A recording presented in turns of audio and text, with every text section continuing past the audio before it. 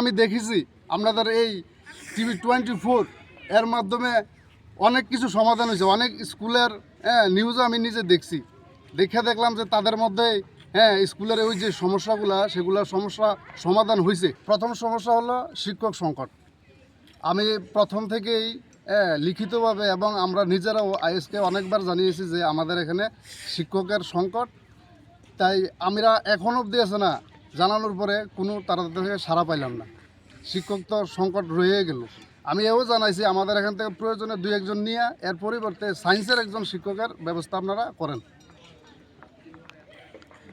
এবং অন্যান্য যে সমস্যাগুলো, সেই সমস্যাগুলো হইল আমাদের বাচ্চারা বসার জন্য রুম নেই।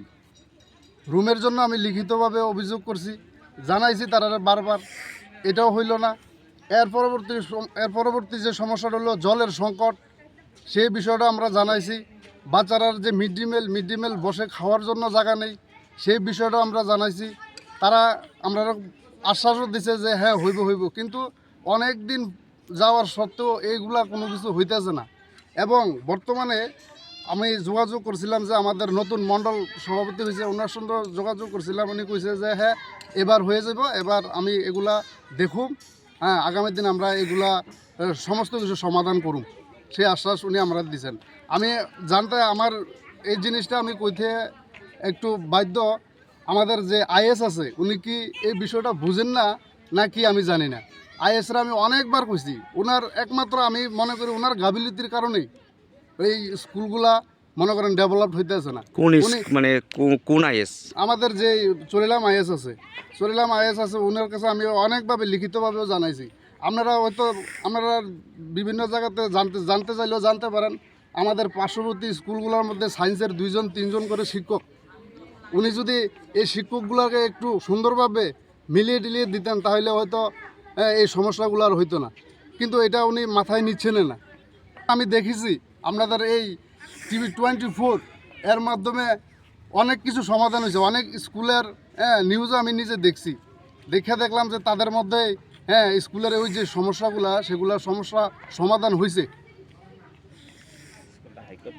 আর স্কুলটা মনে করেন অনেক দূর, বিশ্রামগঞ্জ কাছাকাছি আছিল।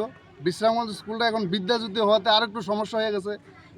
এটাও আমি আমাদের রেজুলেশনের মাধ্যমে আমি ডাইরেক্টরকে জমা দিয়েছি যে আগামী সেশন থেকে স্কুলটাকে ক্লাস হাই স্কুল করা হোক, ক্লাস 10 অবধি করা হোক, যাতে বাচ্চারা ক্লাস 10 অবধি পড়তে পারে। আমি স্কুলের শিক্ষিকা। আপনার নামটা? আমার নাম পূর্ণিমা দাস।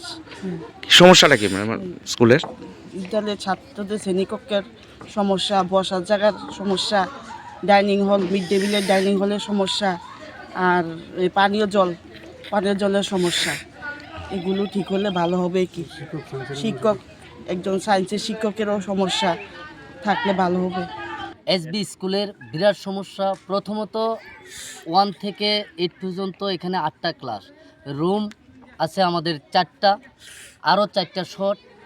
টোটাল ত্রিপুরা রাজ্যের এই এসবি স্কুলের সংখ্যা আমি দেখেছি আস্তে আস্তে ওই একটা স্কুলের ছাত্র স্ট্যাঙ্ক 10 থেকে 12, কিন্তু আমাদের স্কুলের ছাত্র সংখ্যা প্রায় 130 জন।